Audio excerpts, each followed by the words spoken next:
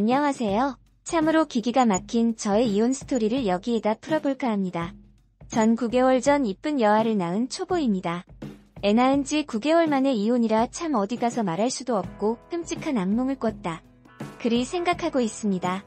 전 정말 어릴 때부터 고아원에서 자라왔고 친부모가 살아는 있는지 죽었는지 살아있다면 어디 있는지 알지도 못합니다. 성인이 되자마자 고아원에서 주는 퇴소 정착금으로 원룸방 하나 잡아서 하루 벌어 하루 먹고 살고 미래도 없고 꿈도 없는 그냥 연명하는 삶을 살아왔었습니다. 그렇게 평생을 혼자 고아로 살아와서일까요? 전 빨리 결혼해서 내 가정을 꾸리고 싶다. 그런 마음을 많이 가지고 있었습니다. 로망이라고 해야 할까요? 하지만 요즘 세상에 결혼이 쉽나요? 고등학교도 겨우 졸업해서 변변한 스펙도 없고 가진 거라곤 원룸방 한 칸에 부모도 가족도 없는 고아인 제게 결혼이라는 건 정말 큰 사치였습니다. 그렇게 힘들게 살아오다가 지금의 남편을 만났습니다. 꿈만 같았습니다. 고아인 4개 가족이 생기다니. 남편은 저와 같이 일하던 직장 동료였고 저보다 9살이 많았습니다. 트남편은 나이도 많고 직업도 변변찮고 외모도 그냥저냥 아저씨 같았지만 그냥 좋았습니다. 어쩔 땐 남자친구였다가 어쩔 땐 아빠 같았거든요.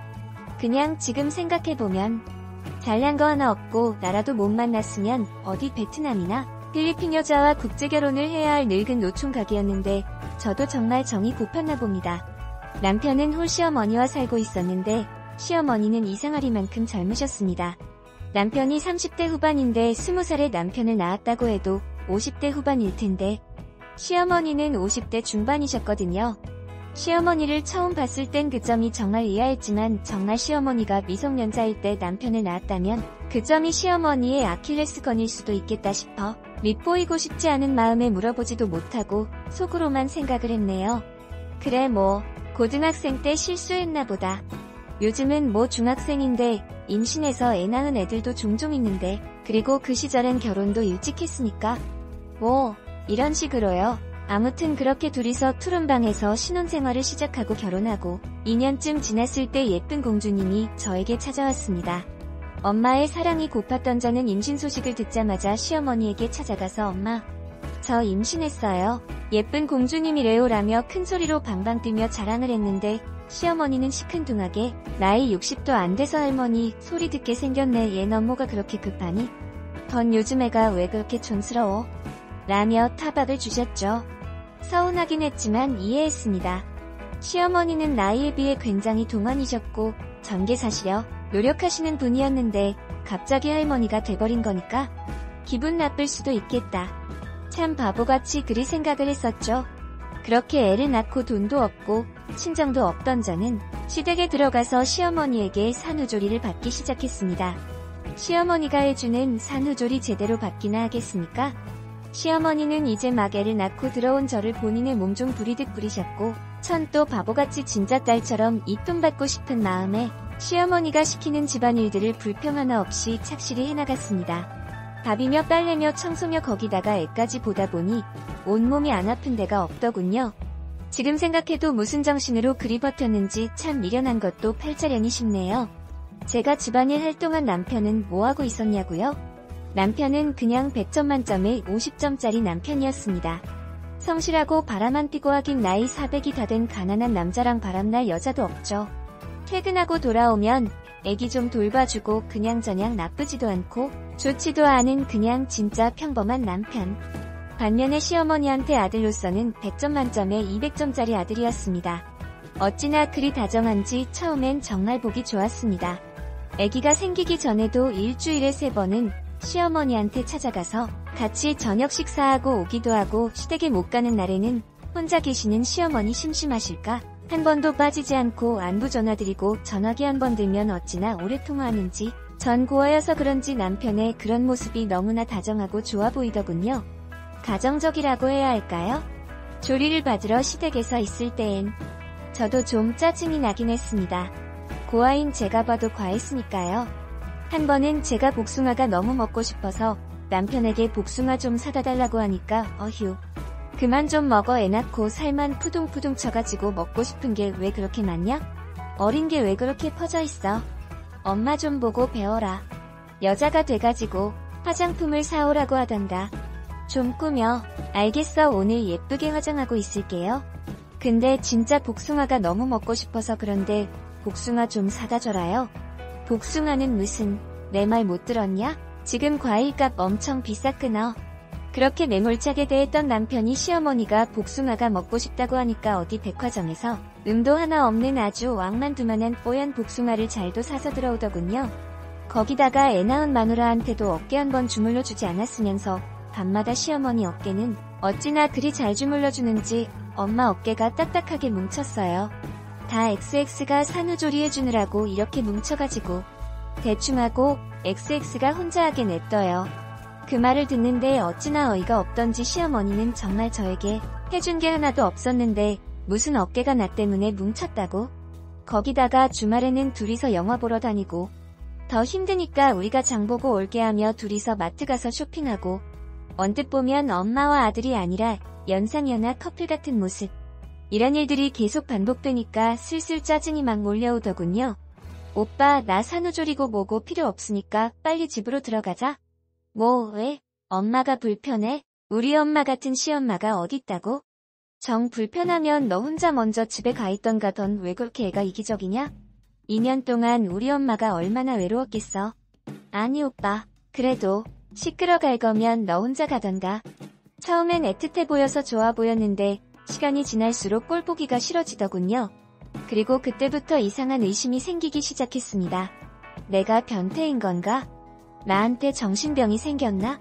시어머니와 남편 사이가 자꾸 의심되더군요. 처음엔 말도 안 된다 생각했습니다. 그런데 다 크다 못해서 중년이 되어가는 아들에게 하루도 빠짐없이 매일 뽀뽀하고 안아주고 전 정말 세상의 모든 엄마가 다 아들을 그리 키우는 줄 알았는데 친구에게 이 사실을 말하니 친구가 펄쩍 뛰면서 니네 시엄마랑 니 남편 정말 이상하다. 그리 말을 해주더군요. 정말 미친 사람처럼 별별 생각이 다 들고 부모 자식 간에 그런 일은 말도 안 되는데 결국 전 정신병이 걸릴 것 같아서 남편에게 이제 그만 집으로 돌아가지고 사정했지만 남편은 갈 거면 너 혼자 가라며 집으로 돌아가자는 제 부탁을 매몰차게 거절하더군요. 알았어. 그럼 나 XX이랑 같이 먼저 집에 가 있을게. 오빠도 너무 오래 있지 말고 적당히 하고 집으로 들어와. 오빠도 이제 애 아빠잖아. 가정을 꾸렸으니까 효도도 좋지만 우리 가정에도 좀 충실해줘라고 말하고 딸이랑 둘이서 집으로 들어왔죠. 그렇게 한 일주일쯤 딸이랑 집에서 둘이 지내는데 남편놈 정말 전화 한 통 없더군요. 엄마가 그렇게 좋으면 엄마랑 결혼하지 괜히 뭔가 심술나기도 하고 서럽기도 하고 그날 하루 종일 화가 나서 잠도 못 자고 가슴을 퍽퍽 치다가 밤 11시쯤 너무 화가 나고 근처 사는 친구한테 애 맡기고 단판 지으러 시댁으로 갔네요. 그 애 니놈이 나랑 살던지 아니면 니 엄마랑 살던지 애 낳은지 한 달밖에 안 지났는데 처자식 내버려두고 집 부모만 챙기기는 남편 나도 필요 없다. 그리 생각 들었죠. 시댁 앞에 도착해서 문을 쾅쾅 두드리는데 아무도 나와보지를 않더군요. 당연히 늦은 시간인지라 당연히 시어머니도 남편도 다 있을 거라 생각해서 전화도 하지 않고 달려온 건데 뭐 이 시간에 두모자가 어딜 나갔나 집에 들어가서 기다려야 겠다 싶어서 비밀번호를 찍고 시댁 안으로 들어갔죠. 문을 열고 시댁 안으로 들어서는데 안방 쪽에서 시모가 끙끙 앓는 소리가 들리는 겁니다. 아구 아고 이게 뭔 소리지? 싶어 살금살금 안방 쪽으로 향하는데 진짜 제 눈을 의심했습니다. 제 남편과 시모. 두 년놈이 방문도 닫지 않은 채로 그 짓거리에 열중이더군요. 내 남편의 상간녀가 시어머니라니 아니 이게 말이 되는 일인가요? 슬그머니 열린 방문 틈 사이로 열중하는 두 년놈을 쳐다보는데 진짜 아무 생각도 안 들고 손에 땀이 계속 차고 온몸은 빳빳하게 굳고 정말 확 엎어버려야 하는데 너무 황당한 걸 눈앞에서 목격하니까 움직일 수조차 없더군요. 그렇게 열중하다가 시선을 느꼈는지 남편놈 저와 눈이 마주쳤는데 시모 위에 올라탄 채로 있다가 헉하고 놀라면서 둘이 탁 떨어지더군요. 시어머니는 딱 하고 소리를 지르고 저는 진짜 아무 말도 못하고 손만 벌벌벌 떨고 사지에 힘이 풀린다는 느낌?